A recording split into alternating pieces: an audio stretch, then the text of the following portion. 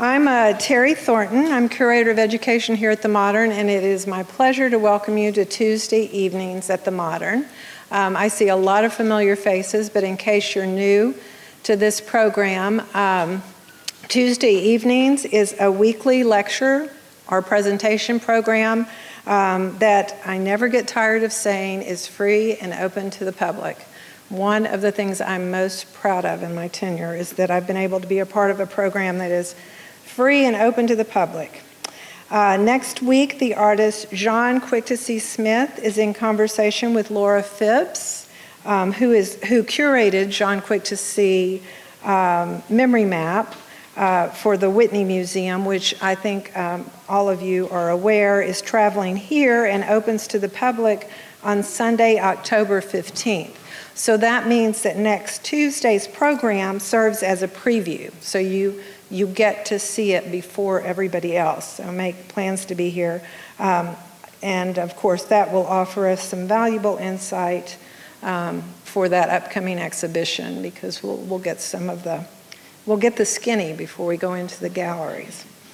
So tonight we are honored to have the artist Hockey A.V. Edgar Heap of Birds, who is an enrolled citizen of the Cheyenne and Arapaho tribes of Oklahoma.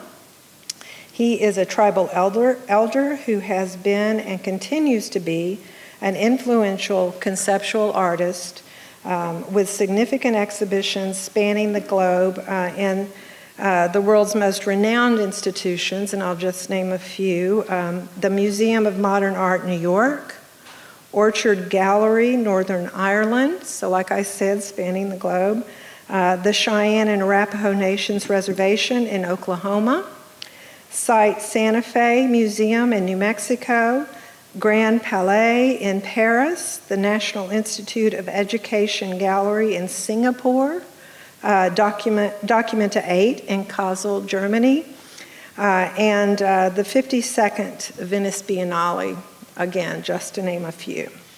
As art historian Bill Anthes notes in his 2015 book on the artist, and this is the book, and it is available in the bookstore, and I'm not trying to sell books, but I'm telling you, I didn't know it was in there until today, and I can't put it down. It is really interesting, and I think especially after we get some insights from Edgar tonight. But anyway, the art historian Bill Anthes notes in his book on the artist, quote, Edgar Heap of Birds' works are challenging and important. They offer quick and disorienting history lessons and stand as a powerful testimony to the vitality of Indigenous knowledge in the contemporary world. Moreover, they embody the idea of art as a critical and activist practice. This is certainly true of the Modern's How About Them Cowboys that I hope you've all gotten to see. Yes, exactly. My sentiments exactly. Yes. A set of 4 silkscreen prints from 1995 that, as I understand, we acquired in 1996. And they're currently, if you haven't seen them, installed in Gallery 4 on the first floor. And I'm just going to tell you, I'm going to give you fair warning that they get in your head. So just know that what you're walking into. Tonight we get insight into the earlier text pieces and the landscape-based paintings, as well as, and I'm very excited about this, Edgar's most recent work, which is currently showing far and wide from New York to Korea and beyond. He's very busy. Edgar Heap of Birds has taught at Yale University, University of Cape Town, South Africa, and the University of Oklahoma, where he is now Professor Emeritus. He received his bachelor's degree from the University of Kansas and an MFA from the Tyler School of Art in Philadelphia, which he just told me when he saw Stanley Whitney's painting as you enter the first floor galleries. He was like, oh yeah, he and Stanley were at Tyler together. And that makes sense. I can see them there, actually. He has also completed graduate level study at Royal College of Art in London and has been awarded honorary Doctor of Fine Arts and Letters degrees from Massachusetts College of Art and Design in Boston, Emily Carr University of Art and Design in Vancouver, Canada, and California Institute of the Arts in Valencia. All to say, Edgar has made a mark, and we are very fortunate to have him here tonight. So if you would, please join me in a warm welcome for Hock E.A.V. Edgar Heap of Birds.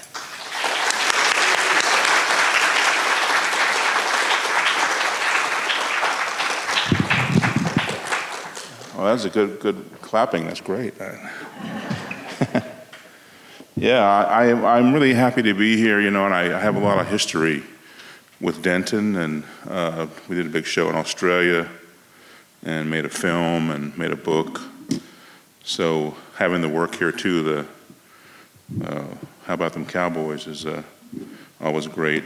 And I put together new material for the talk tonight. So what I want to do in beginning is to add to the Vita, and I guess it'll kind of set the tone maybe for what I'm going to share today, this evening, and that is the traditional tribal kind of legacy that propels us all, if you're really with the community.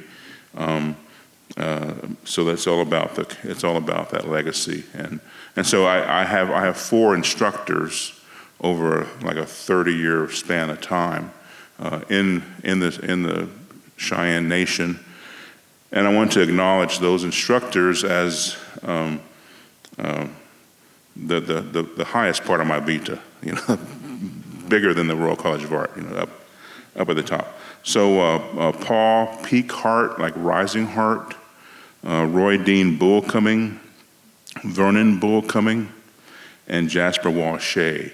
And so those men guided me through learning 4 years at a time. And so I kind of feel that's what's behind my progression is really those kind of guidance from the elders. And also at the conclusion of the talk, we'll have a video, like a 5-minute new film from Art Basel, Miami. But I brought some cards from different shows and projects. They're here on the table. And so they're free if you want to take them home. So please don't forget about that. All right? All right, so I'll start with the first image. This is the horizon.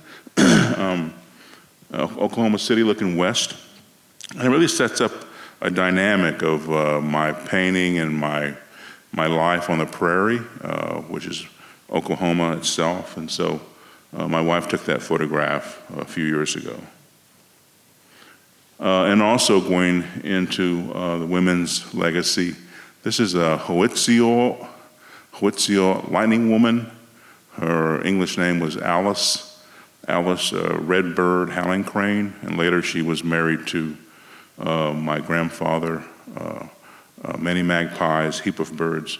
But she's holding her daughter, Dorothy, Heap of Birds. And so I was very close to my grandmother, and I named my daughter after her too. So my daughter's Lightning Woman. You'll see her later. And I really want to acknowledge the women leadership, and they really have carried us a long way, and they've always been very successful, to carry us, and that's for all Indigenous women, Here's a photograph of the family before Dorothy was born and Alice was married.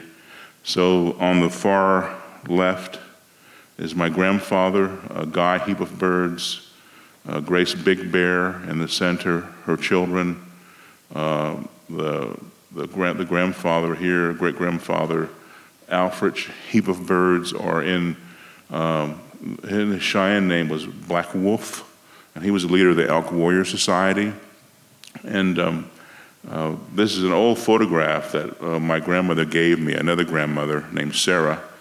And when I was involved with the ceremonies, and I finished one of the ceremonies, she gave me a little Safeway bag, like a little brown paper bag, and all these photographs were in there. It was sort of like I'm kind of passing the torch, I guess. And this was in the bag.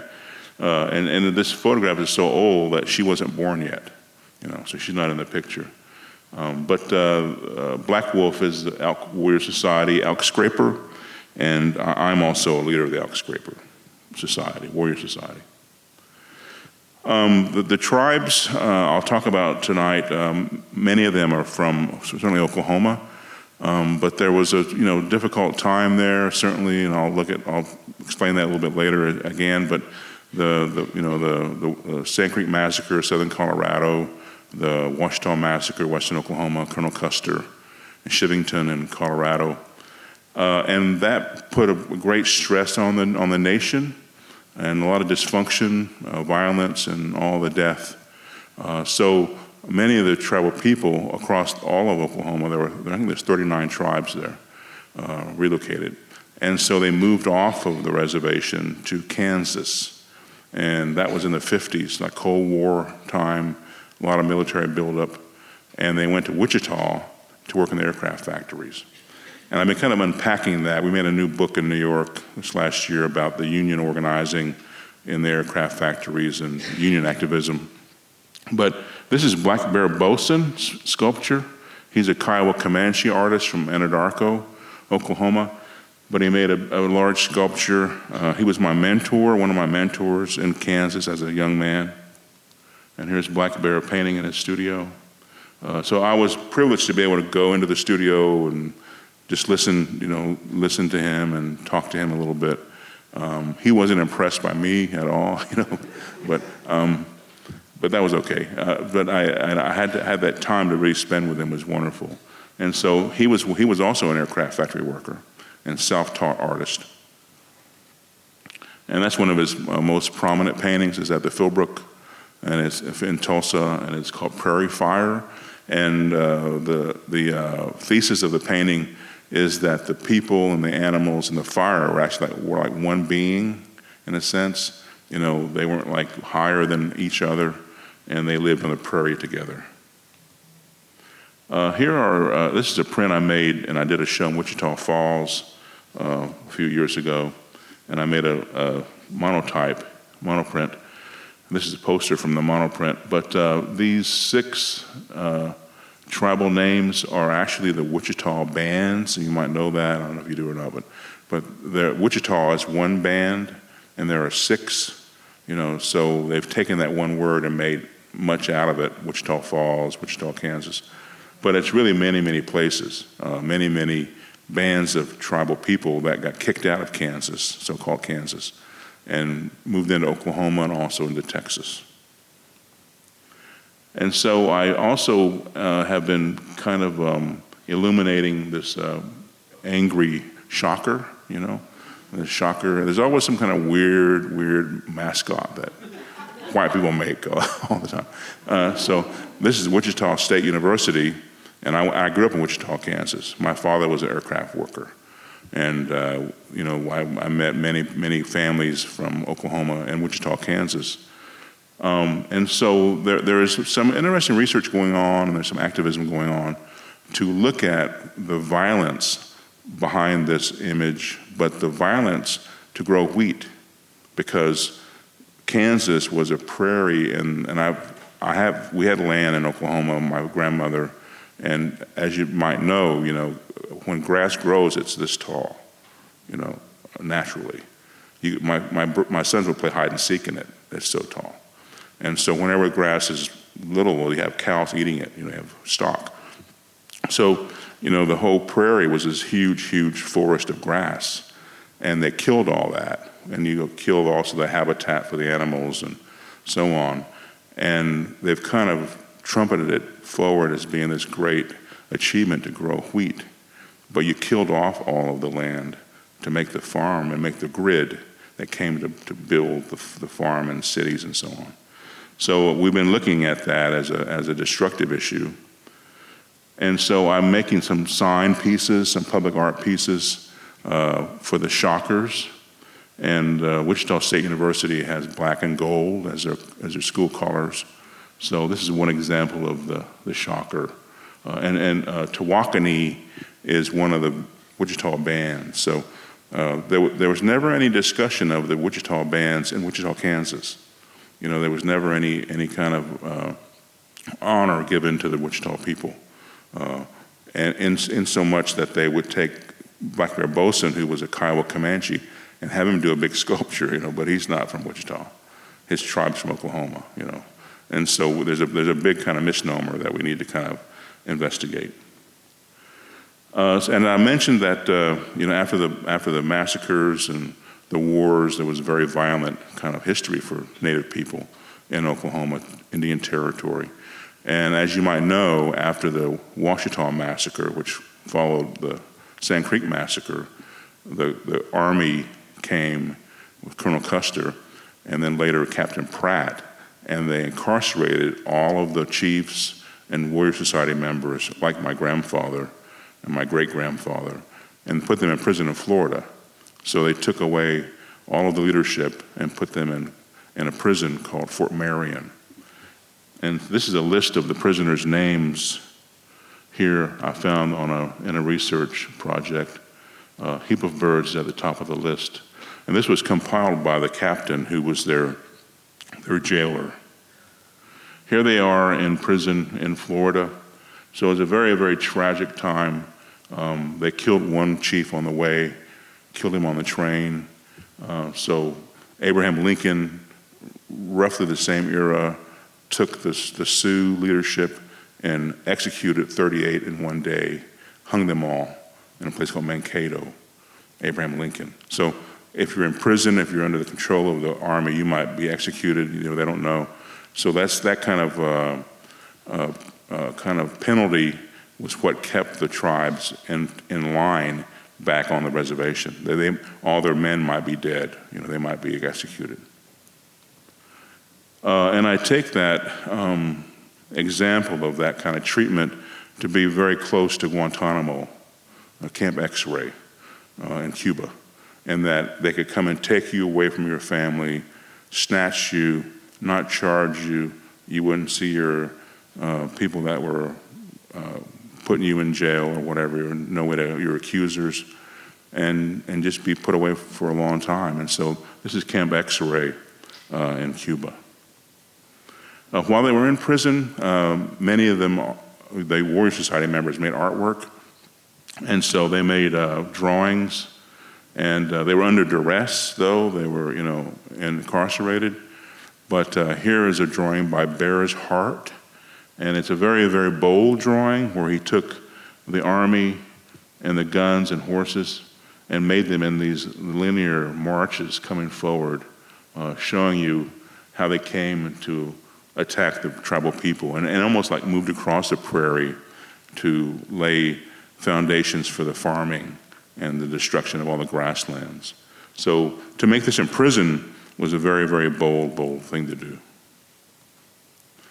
I've been at Fort Marion, and I went there to make prayers for the warriors that died in prison. So here I am at the fort, and we closed the fort down for a period of time, and it was a very tense.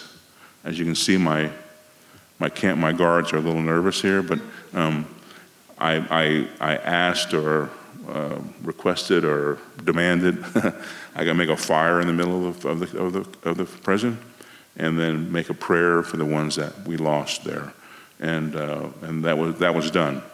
So whenever I go there, I make a prayer for those lives that were lost and the suffering that occurred in Fort Marion, St. Augustine, Florida. Many Magpies was one of the 4 principal chiefs of the Cheyenne Nation during that time. He was taken from his family, Muyuhunhaskus, Magpies, many of them together.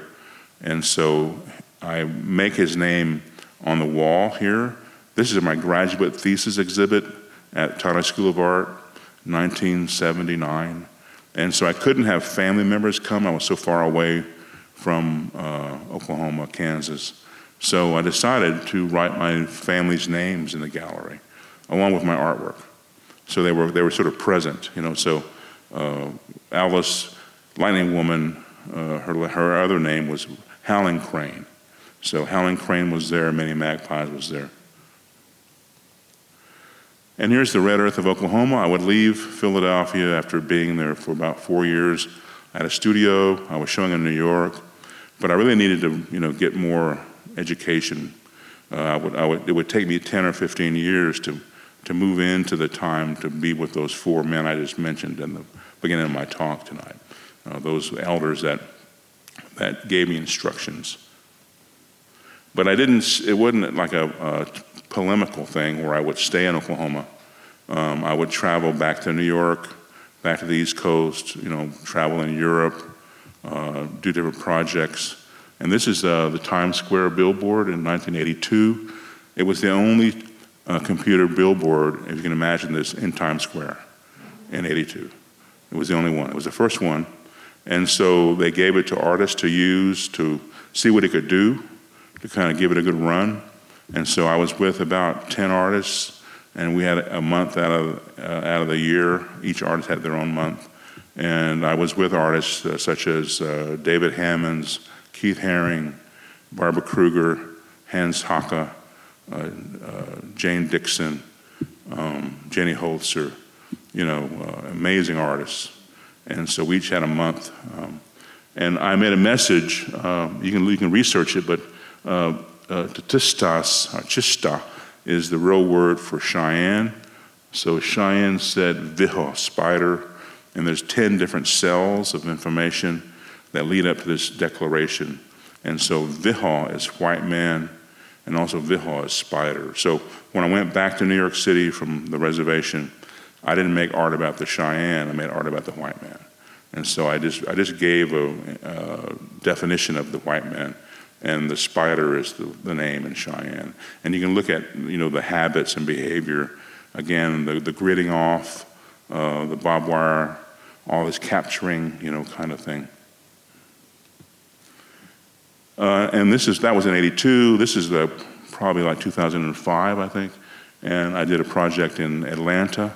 And I'm living in Oklahoma for 30 years now, maybe 35, 40 years. And so the Trail of Tears ended in Oklahoma. You know, it came out of the southeast. And so we have, you know, Uchee Creek, Seminole, Chickasaw, all these tribes marched from the southeast and lost their land, lost their plants, lost their animals, and had to kind of make do with what they were left with in Oklahoma. So I made no parking signs in Atlanta.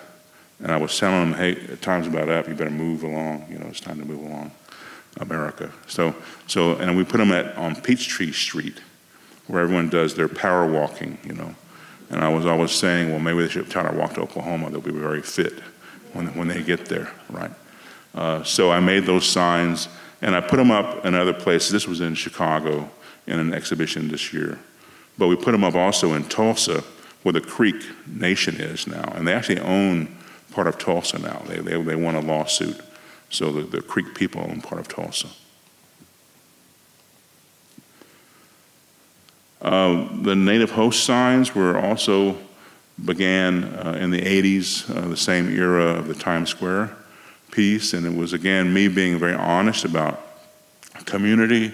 And I'm very much a witness to that. Your community, where you belong, where you come from, where you invest your time, your love. And when you leave that place, then you're a visitor, you know, no matter if you're native or not native. So when I leave Oklahoma or Cheyenne Arapaho territory, and I would go to New York City, even though I'm native and I'm with other native people in New York City, I'm a visitor, you know, I'm a guest. And so I made a project with the Public Art Fund of New York City in '88, and I flipped the word backwards, New York, and to see them look back at the past differently, New York as a construct, And then I had about 12 different tribes, New York tribes, that we want to acknowledge. And Mayor Koch was the mayor during that time, and they censored all but 8 of my signs, and they wouldn't let them go up. And so the Mohawk went up, which was great. And what I like about it too is that someone actually stole it, And I want to think that maybe a Mohawk took it home to Brooklyn. So I've done these all over the country and also in Canada. This Nuchi, which is the name for the Ute Nation, these are students at the University of Utah. And I did a big project in the Virgin Islands. I'll be in the Virgin Islands in March again. And did 6 different tribes there in the Caribbean, which is very much forgotten, that there's tribal people in the legacy of the Caribbean. And so that's I guess the love boat comes in here, but they're going to see something different when they get off the boat. I was down there, and it was a very wonderful time. I was there on African Independence Day, and they asked me to go to the state legislature of the Virgin Islands and speak with the other delegates, so I was there with the other delegates.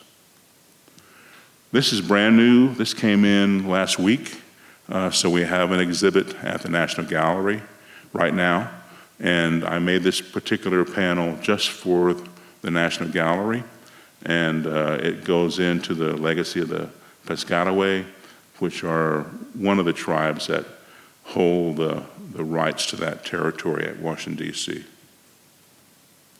I've also worked in Alaska. This is at the Anchorage Museum, and they collected about 20 of these panels from representing all the tribes in Alaska. It was wonderful to be up there. This is August when the leaves are falling, so it's getting cold. I got to travel to the glaciers in one of the sounds in the ocean, and it was an amazing experience. I always go to the natural elements first and then work my way back to the cities. And so we were actually able to bring that ancient ice aboard the boat and make a blessing from that ancient ice. I've also worked in South Africa, at a studio in Cape Town, and I taught at the University of Cape Town. I got to know Thembigosi Goniwe, right here, who was from one of the townships in Cape Town. This is Everett Talluk Whedon, and then Cynthia Ross Meeks was also another artist, and myself, and I did a project with a museum in Rhode Island, and we brought together Thembigosi Goniwe from the South African townships and the so-called Black Indians from Narragansett, Wampanoag, and Pequot. And so we got to actually discuss that kind of overlay of slavery and indigeneity. And we did that with these 2 eagles. This is the eagle from Great Zimbabwe, where I visited twice, Great Zimbabwe, and then the Cheyenne eagle here. And there's a lot of racism between Black African Americans, Black Indians, and Native American people. There's a lot of friction because of who's got the lower rung on this economic ladder, which is very sad. So when I went to Africa, I was very happy to find an eagle in the lake in Botswana. And I thought if the eagles could get to know each other, there wouldn't be any racism, And so we built the whole project with 2 eagles.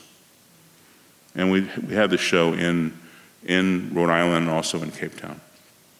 I also, in terms of community, I work with youth. This was 2 summers ago at Concho on our reservation.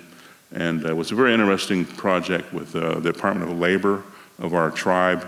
And they have a summer program to help educate high school students. They learn how to get a checking account, learn different things about making a living, having a job. But for 2 weeks, I was their teacher, So we did these teepees here, and we did other projects, and these are the students. I also work with elders. This was a few years back, and we had about 250 Shanarempo elders in a place called Watonga, and we made medicine wheel paintings, canvases, and acrylic paint, and we had a wonderful day together. My mother was there, my sister was there, and we had about 300 of these canvases here, and all the tribal elders painted. That same kind of orientation of the medicine wheel is evident in my sculpture called Wheel at the Denver Art Museum.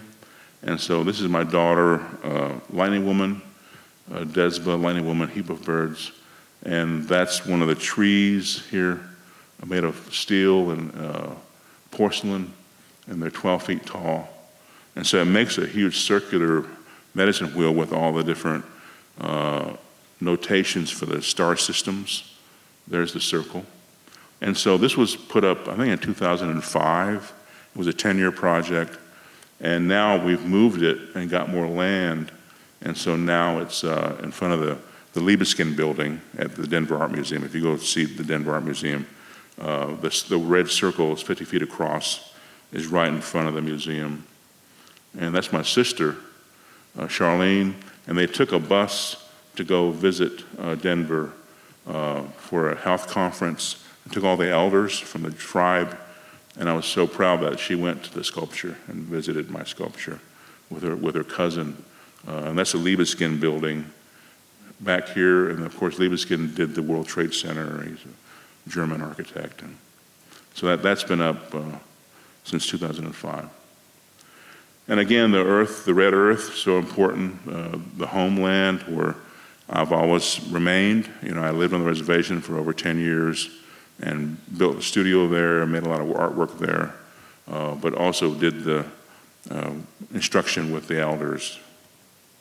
This tree is very important. This is the juniper tree, but if you look at the shape of it, you know, you'll get kind of an insight as to my painting methodology and the iconic imagery I use to create the shapes of my Noof series. And those are some of the paintings. I also have painted in Maine on Bar Harbor, and I was a guest there. I was invited to come up with many artists by Kippy Stroud, very, very generous supporter of the Fabric Workshop in Philadelphia. And she brought in, you know, over 100 artists every summer. And I took my family there, and I painted in this barn and in the woods and by the ocean. So the ocean and the trees have a big impact on my work. And Maine was a very wonderful kind of conglomeration of those two, overlay of those two ecosystems. And there's my studio today. Those are the Noof paintings. They're 89 by 105. The larger ones here, these tall ones, these are about 79. And so those were actually here in Denton in our exhibit called 16 Songs back in 95. And so they're starting to become collected now by museums. This one was just collected, this one here. That's one of the best ones of these smaller sizes. And then the St. Louis Museum of Art has one. So I paint them in sets of 4, and Noof means 4, to do something 4 times in the Cheyenne language. And so this is a smaller one. This is at Sundaram Tregore Gallery in Chelsea right now. We have a major show there that opened about 2 weeks ago. And so I'm showing 4 of these paintings. These are about 36 by 42. But they have the same kind of shape of the trees in a sense as just kind of a symbolic form, not a landscape being painted in the landscape itself. But I take that vision and make a painting out of it with those shapes that I would witness as I hunted with my dogs and for 10 years out there walking in the canyons. But that movement from left to right, almost like a storm cloud passing over. But then also coming to this after being on the reef in St. Croix, Buck Island, and being in Hawaii, being in Western Samoa, being in the Great Barrier Reef of Australia. And also I was spending a lot of time in Bali and Lombok. And me and my wife taught students in a place called Bandung up in the mountains, kind of outside of Jakarta. But this kind of landscape, seascape, the coral, and the fish, you know, that became a really very vivid kind of memory for me as I snorkeled And then it's beautiful with your family. You can swim together. And I always tell my daughter, we're three mammals with everybody else. Like we're mammals like the other animals that are swimming here. That's the volcano in Bali. So they dumped me off one day. I don't know if it was very safe, but I was on a small boat and I went with some skin divers, and they said, you can snorkel here and we'll pick you back up. And so I just dumped me off, man. I was like, I don't know where I was. And there were big sea turtles eating down below. But they came and got me, so I'm standing here. So they did come back. But you could see the volcano through the clouds of Bali, and I was on Lombok, on another island. So that life is very great for me, and Hawaii is the same. That's my little studio on the back porch on Oahu when I'm traveling there. And I'm making these little wooden panels, They're good for traveling, they're very durable, and you get a very good edge of your brush on the wood. So I've been very interested in the wood panel. I don't paint on canvas anymore. And so the lanai in Oahu, or I can be in St. Thomas and painting there near St. John. So we've been working with that life with the family, traveling with your family, then working in the mornings. I also worked in Italy.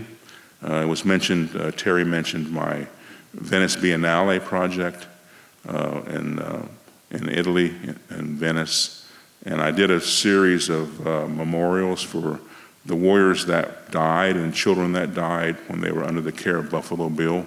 Buffalo Bill took his Wild West show to Europe, and there were about 25 participants died under his care. And so I researched where they died, who they were, and there were 3 children as well. And so I made bodies going around the glass, native bodies. And so that's a Murano blown glass vase about a foot tall. And I did blown glass there in Murano.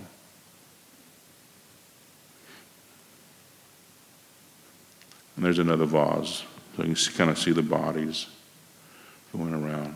And I made sign pieces about the warriors and kind of remembering them in Italian and English and Cheyenne, but also I made the glass pieces as well. But they relate also, as you can see from the paintings, the kind of movement.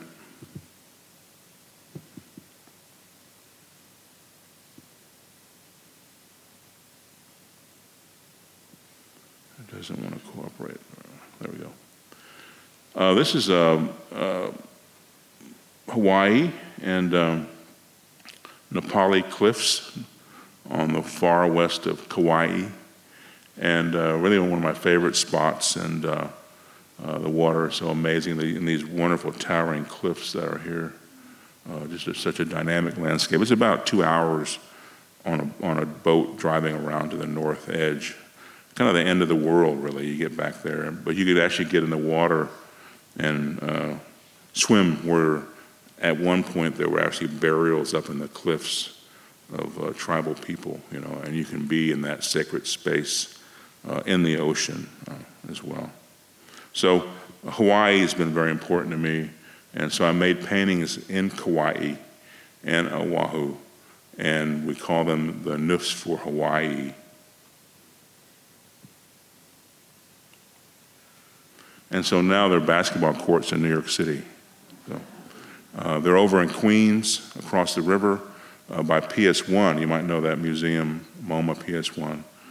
And I'm very proud of this project, Nufs for Hawaii. And I made the project to again draw attention to the water, because New York is right by the ocean, by the rivers, but no one thinks about water. They think about city, but you're right there in all this land that's affected by the water. And so a project manager group called Common Practice handled this and used my paintings, and I collaborated with them. And we're working on a lot of things together as well. So there's another view of the basketball courts. And so these are used, that we inaugurated them about maybe 8 months ago. And so they're public courts, and we've had wonderful inaugurations also with tribal dancers that came. And I really like these pictures. For me, are like some of the most amazing images. You know, if you can't even imagine. Could you have a basketball court with my paintings? Could you have a feather dancer dance? Could you have a native host song for the Shinnecock? You know, no, you can't have any of that. Well, there it is. You know, and I was there. You know, and my family were there as well. And this is a Cesar from the Shinnecock Nation, Tecumseh Cesar. And so he's one of my, he's an elder. We collaborate, and we work with I'm a trustee of MoMA PS1 now, and so we worked on projects together with Native communities. So it was really great. And we also work on these basketballs now, which even goes further. I have my own ball now, you know. So the Noof paintings is now a ball, and it's at MoMA in New York City. So we were there the other day, like 2 weeks ago or something, and I said, I went to the cash register. People, I said, I got a ball here. I said, yeah, it's back over here. We're setting it up right now. And so they were setting up the display for the Noof series balls, and there's 100 of them, so they're selling pretty quickly. But I'm very happy about that, and they're handling it very well. MoMA's a great museum in New York. And there's my family, my wife, Shanna, PhD, art historian, University of London, Middlesex, and my 9th grader, Lightning Woman, with her daddy again, one of his art things, you know, one of our art deals. But we're so happy to get the ball there, yeah. And so we're gonna do more with the balls and more with the courts, and I'm doing a retrospective of my own work at the Oklahoma Contemporary Museum Art Center in Oklahoma City. And so we're gonna probably build a court in front of the art museum and have it painted, and we'll have the ball. They've already bought the balls. The museum director came to New York and bought the ball. He was so happy. He wants me to sign it here pretty soon. So all that's moving ahead. 2025 will be the year for the show. And I worked also in Australia in '95, and I was mentioning that about Denton, and that's where we had the first exhibit of the project. It was called 16 Songs at Denton, and then here, right there is the Museum of Contemporary Art, the Opera House. And I've been back 4 or 5 times. I was back for the Olympic Art Festival. They invited me back. And we had a reception here at the Opera House for the Olympic Art Festival.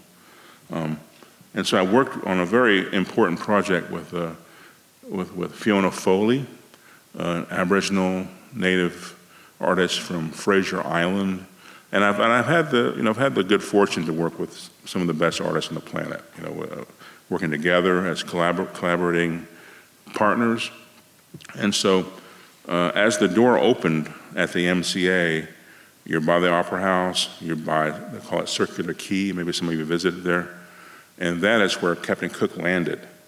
So it's a very charged up spot on the earth. The whole destruction began right there at that spot. So Fiona wanted to make a message. So on the left is her language, it's called Eora. On the right is Cheyenne language. And it's a panel about maybe 6 feet, 7 feet. And so the automatic doors slide open, you enter the museum, and you get this message. And this is Fiona's message. Milk, honey, oh, you hurt me, set on fire, itchy, a war cry, blood, brave, black. And on the right side, in Cheyenne language, Brits, ships, still hurt, learn, share, commonwealth. And that's called Learn a War Cry. And so that was my project with Fiona. Probably like 1996, 95. And here's your project here.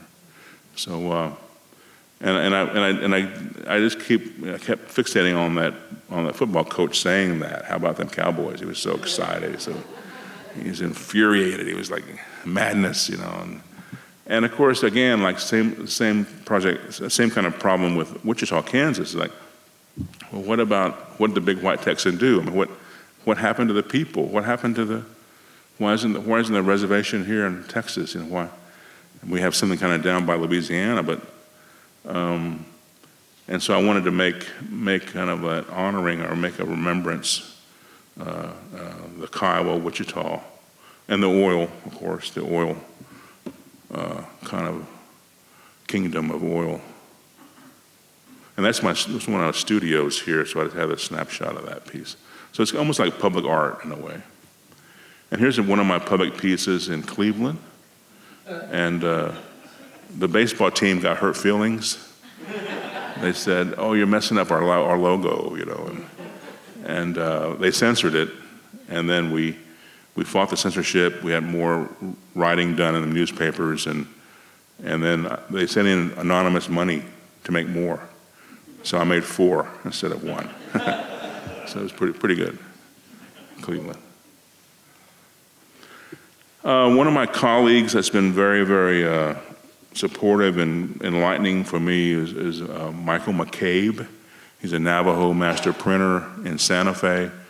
And so a lot of my presence in the art world right now, I mean, I have a lot of things going on, but you know, the printmaking is very important. The monoprints, the viscosity prints, and it's a very technical, complicated piece of alchemy, really. But Michael McCabe is on the right there, and he instructed me on how to use viscosity printing, the liquid in oil, liquid in ink, and then the space in between the two, and then also the humidity of the earth and the altitude of the earth, you know, whether I print in Honolulu, I print in Santa Monica, I print in Santa Fe.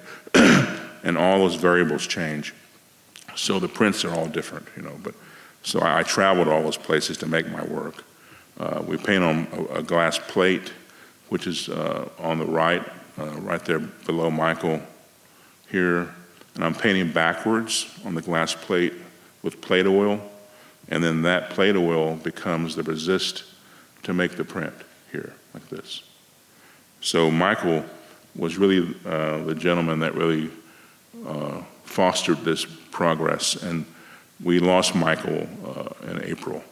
And we worked together for 30 years. And so we're struggling to keep up, to get back on it. You know, and we got a young man working with us right now who was his assistant. So I already made 2 big pieces out there. So we are moving back into it again, but it was a big loss.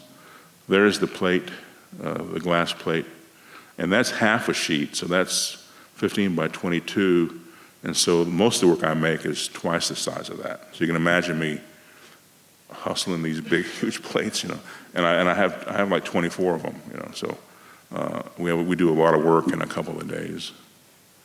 And these are, again, half sheets. This is called Genocide Democracy. It's an installation of 24 prints, and part of it is in the show in Korea, and I'll show you in a minute.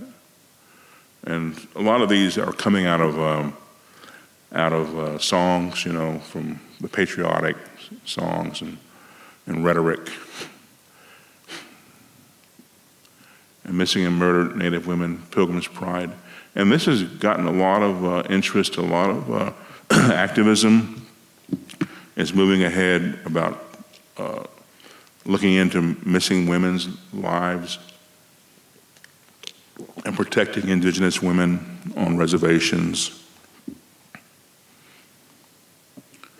And Peter Jameson, he's also in the show at the National Gallery right now, but he shared with me his observation that at the harbor of New York, the Statue of Liberty certainly has her back to all the Indians. You know?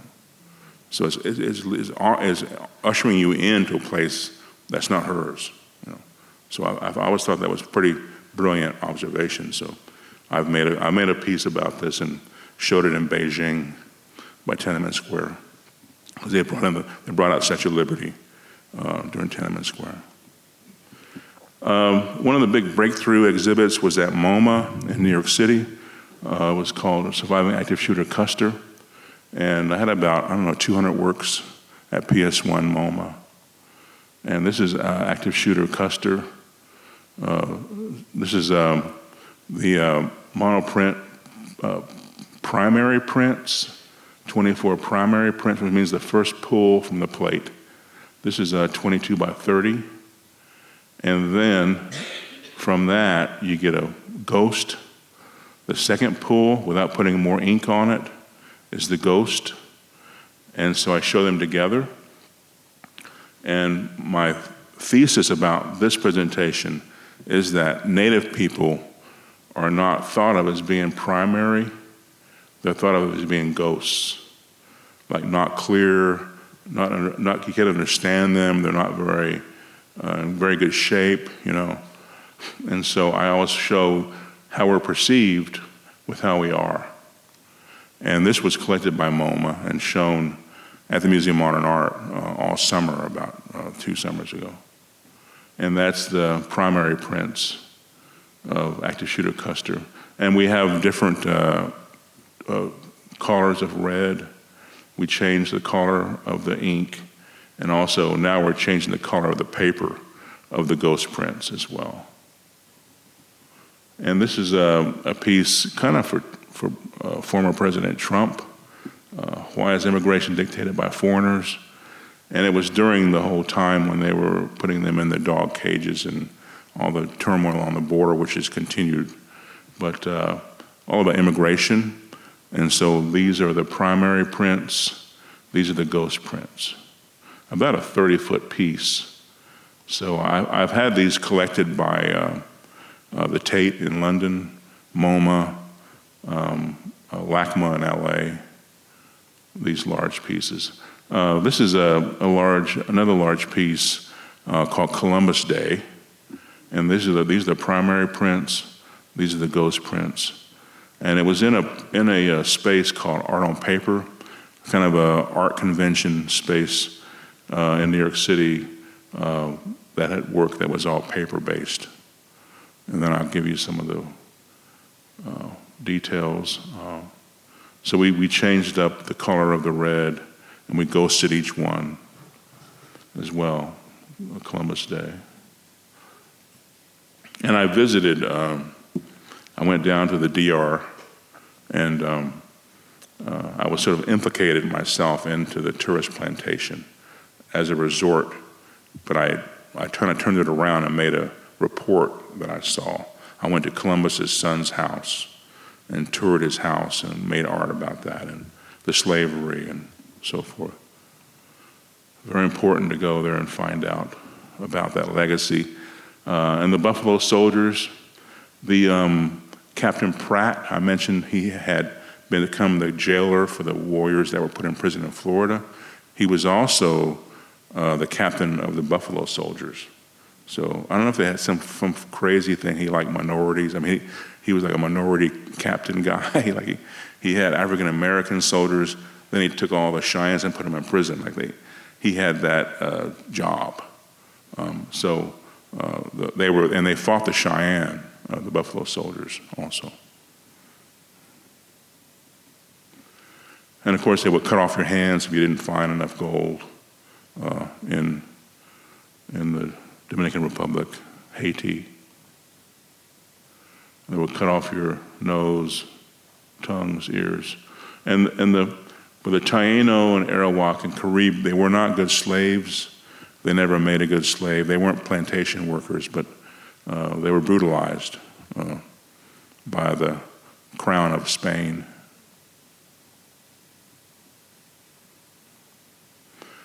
And Do Not Dance for Pay.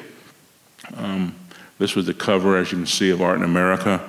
And I was very proud to be able to subvert art in America and turn America backwards here. And that is the issue that did go out everywhere in the world, to show America a different way to see. I didn't think I could ever turn the America backwards on our Art in America magazine, but we did. But my challenge was really to the Native artists, that we've been dancing for pay for generations, and where has it gotten us? It's been destructive.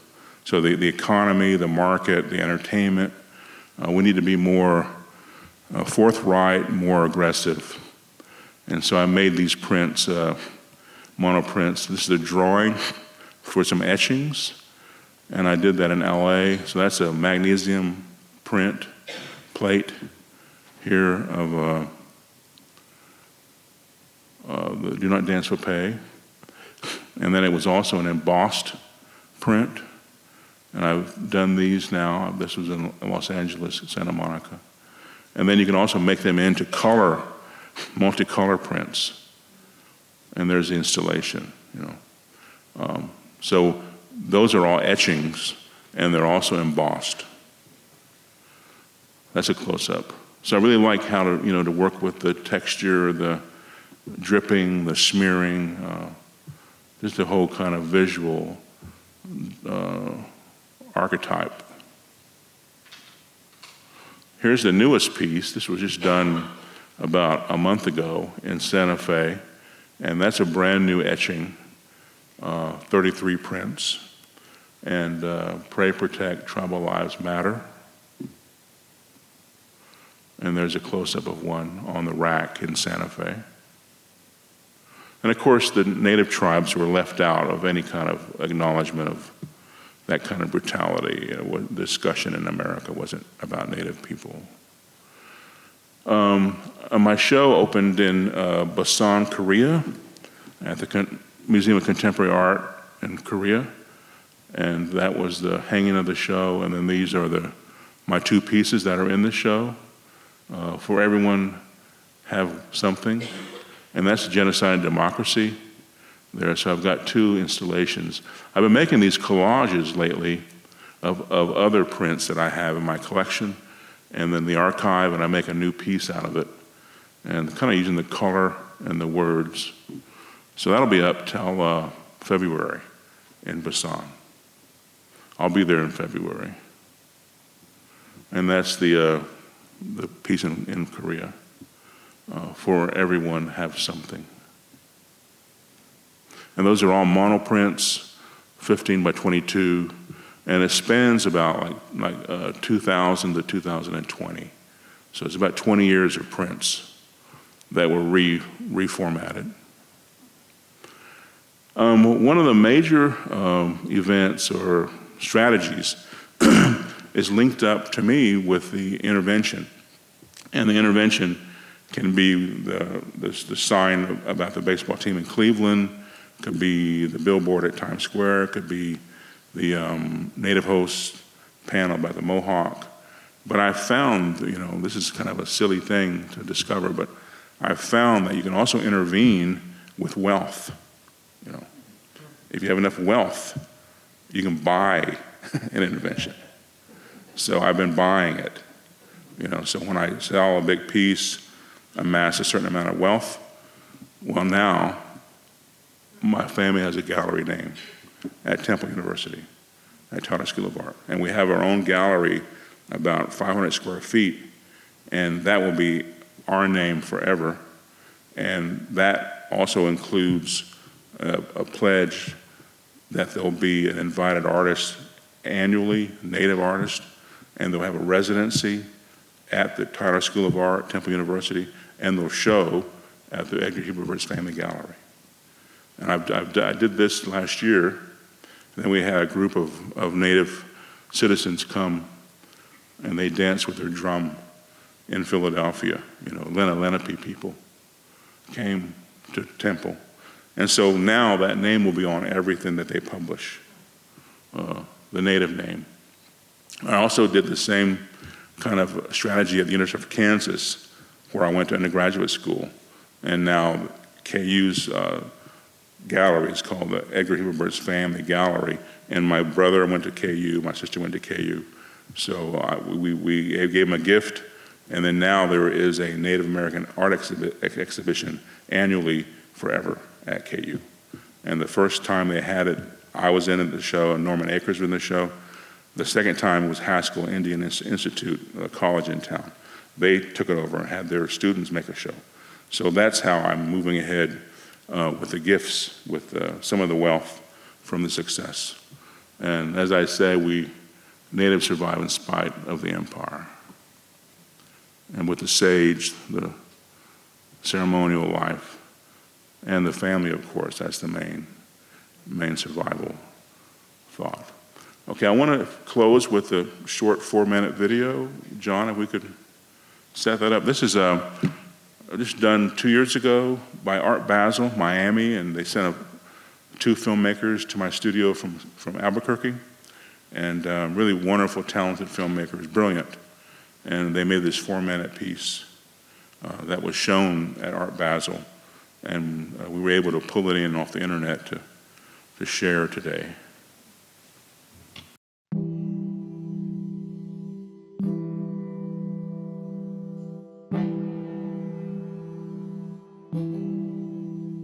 But I do start with land rights and the humanity of Native people and how do you protect that. And so it's not a theme. If you don't go out there and live with the community, well then someday you won't have anything to paint about.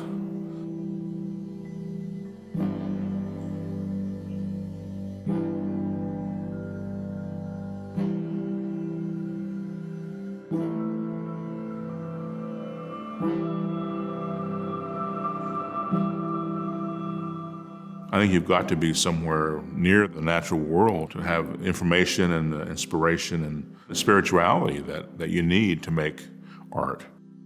And that's where I get to the words, paintings, shapes that I make.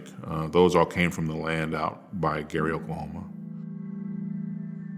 So we have a very flat kind of reality from the sun, rise, sunset, and storms coming and whatnot. That flatness is what I come out of traditionally. The imagery comes from the land, sort of these tree shapes or bird shapes or someone called it feather shapes or cloud shapes. I work with what I had, and my grandmother probably raised me in my life, so she was very strong to give me those visual kind of clues to be more politicized. The ghost prints are very important, and that's what is a technical phrase from having a plate. You can have all kinds of plates to make prints with. So then you paint and you ink it up and you pull a print or you lift up one sheet of paper after putting it through the press. That's called the primary print. You put another piece of paper on it, put it back through the press. That's called a ghost. The primary print represent who we are as Native people. Bright, vibrant, strong, clear. You think we're like the ghosts. You think we're gone. You think we're absent. You think we're hard to ever see, but we're really like the bright primary prints. Is what we're like. And so, but I put them together as this absence and this presence together. And that's what I do with all my work. I ghost everything I make now. And I use the ghost as a kind of political stance.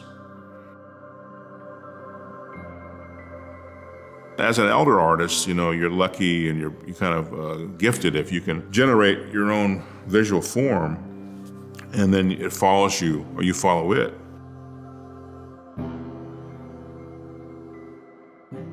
For me, it's all about the contrast. And it's almost like a kind of a human kind of metaphor. And we're different people, and we contrast each other, but we're sitting in this room together. And so that's how my shapes metaphorically live. There is repetition, there is like a repeated imagery or a cadence. I think some of that I gravitated toward is that rhythm that in the dance or in the drum, that I'm really, has a part of my life always is that drum beat, the heartbeat.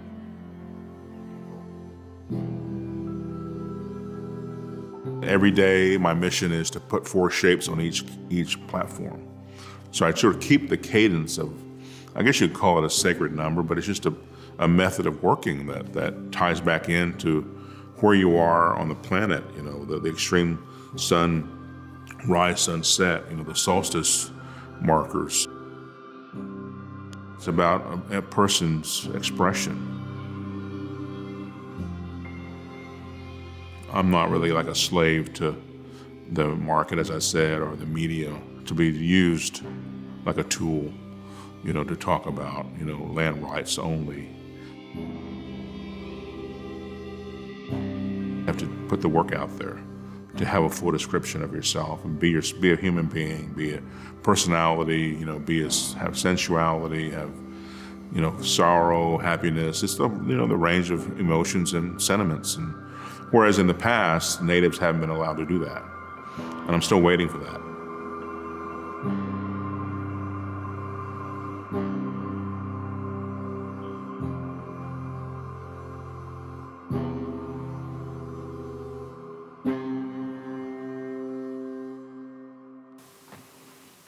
Thank you. Thanks.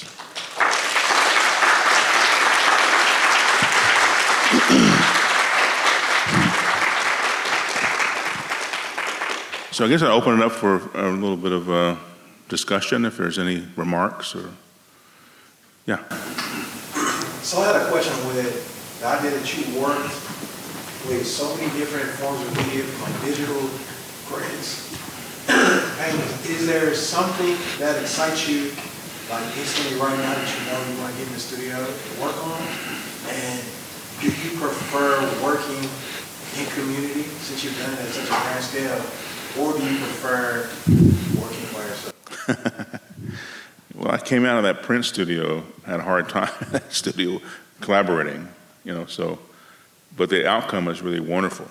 It's great, I think. That last etching installation, it's like a real departure. It's like a turn a corner, so you use other people's energy and their spirit, and I got to kind of guide it, but to get what I want. But,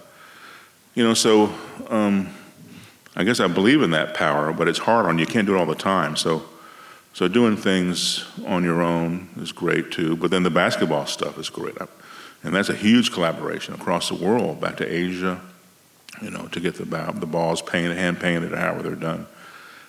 So I don't know. I just kind of have that instinct to be in the community, I think, and I feel it's very strong, very important to say that Native people need to kind of stay in there, and very few are. They're in city communities. That's where they spend their time, not with the more rural kind of traditional elders, and because they need help. There's a lot of diabetes. There's a lot of problems on the reservation. A lot of poverty. So they need people. They don't need you in a bunch of galleries. They need you, unless you're going to go pay for something, you can bring that money back and send everyone get a dialysis center going. Yeah, but they need some help, and so that's what I really say to do. Yeah. Does one part of the earth move you, your creativity, more than any other part of the earth? That is, the plains, the mountains, or the water? I think the water was really a big turning point for me. When I first went to the Caribbean and looked under the sea and saw what was under the sea, who would know? Then I went to the Great Barrier Reef and saw what was in the Great Barrier Reef, and that's more colorful than what's anything above where the dirt is, what's underneath the reef, the color. So then that got into my painting, too. So yeah, so being in the water, and I'll be in Mexico in 2 weeks. I'll be in Hawaii in December. I'll be in the Virgin Islands in March. So there's a pattern, of being by the water. Yeah. Yeah, Per. Thanks for sharing more about your art. It's very helpful to understand what you have here at the Modern. I'm so glad the Modern invested in your work back in the 90s, and I wish I could afford what you're selling now. I'm sure it's way up. I'll find you something. Thank you. I appreciate that. But I guess, it's interesting. It breaks my heart to hear the story of the Trail of Tears, because we really weren't taught that in American education, really. So it's great to hear that history. But, as I think about where the original tribes were and where they are today, and as a student a little bit, or a novice student of the land, those are two completely different types of land. Yeah. You go from a fertile region like the Southeast with an incredible ecology and land fertility to a place where the white colonizers wanted to put you, which is in the middle of nowhere, frankly. You've basically taken a bunch of tribes and put them in the middle of nowhere, frankly, which frankly, I don't think, Texas is fairly fertile, at least where we are now, but I don't think Oklahoma is very fertile land, frankly. So I'm just wondering, has there been any thought about, returning to the native lands actually, where all these tribes came from? Well, they did win a case to own more of Oklahoma, which they fought them on that too. So they're starting to make some kind of amends to go back to what was, but it's all about the treaties, so it's all about a document. But one of the main things, I did a whole 48 piece about ecology. That's in New York and Chelsea right now in a gallery. But part of that observation was something people don't often think of either, and that's the medicine plants. That's the real loss. So, like, luckily for Cheyenne people, we're from the north, like Montana, Wyoming, Colorado, and so the sage grows, sweetgrass grows, all these things you need to make your healing. It still grows in Oklahoma, and it's from the north too. But if you're from Louisiana, from Florida, and you land yourself in Oklahoma, no, you're not going to have the medicine that you need. So that's the real loss. Is how do you heal the people? How do you renew the earth? Because all your medicine, all your tools are back in Florida somewhere. So a lot of those tribes that are in Oklahoma have kind of morphed into Plains tribal kind of behavior. They've taken like Plains Indian medicine and kind of blended it together, but I know they miss that original, land medicine. Yes. Your works that are words, some are symbols, reading top to bottom. Others are words that have a message, but they aren't a sentence. How do you go about thinking about the words you want to put? Well, I work a lot with, there's kind of two sets of actions. One is the signs, the metal signs, and those are more like authoritative declarations, like native hosts, like Salt Lake, today your host is Nucci, and that's like mimicking a governmental, road sign or something. So I do that, but then with the printmaking, with the monoprints, I'm working usually with three, like pray, protect, so on. So I work in sets of three, and usually I get 6. And there's something about the rhythm of the 3, and then 2 sets of 3, you get 6, and I go back to the Talking Heads. I kind of grew up with the Talking Heads punk rock group, and some of my fellow students at Tyler went to school with David Byrne in Rhode Island. And so it was all in the mix, and all our dance parties was always Talking Heads in our studios after we got out of college and stuff. And so Stop Making Sense, Fear of Music, all these things that they made. And then, of course, you got to come back to me, Heap of Birds. So it's in there, way, dyed in the wool. It's like, so the poetry is a rhythmic kind of observation that I've kind of gotten used to. Yeah. I'm a docent at the Modern. I'd like to present on your art, but can you help me understand the 8 parts to your name? The first part of my name? The whole thing. Yeah. Well, that's. I have 2 sons, and they have Cheyenne names. They don't have English names, and so before they were born, I had a Cheyenne name, Hockey, but we didn't really use it publicly. And all the tribal people, in Oklahoma, primarily Western Oklahoma, they all have tribal names, but you don't see them written out because, like yourself, you're kind of baffled by it. So it's like it's hard to do that on a daily basis. But since my sons I made them use them, and so I used mine then, back in the 80s. And so Hockey is Little Chief, which my grandmother gave me that name. Alice Lightning Woman Heap of Birds gave me that name. My uncle had the same name. He was also named Edgar. So it just goes into back in the day, like the first man named Heap of Birds, he was Muyohanhas, because he was magpie birds, many of them together. But there wasn't another one of him. It was just him. He had that name. He didn't have an English name until the captain came and took him to prison and wrote Heap of Birds next to his name. And so the language, it kind of goes back to the question about my cadence of my words.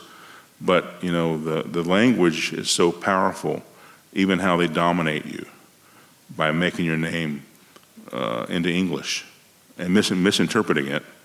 And then you lose the other name, the real name, So with my work, I try to keep the whole name in there. That's why it's so big, but it gives you the whole story if you can kind of unpack it.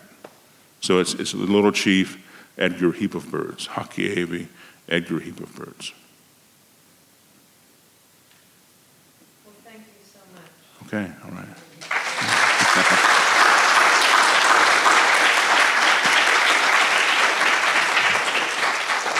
Oh, there's the stuff here on the table too if you want. Some giveaways.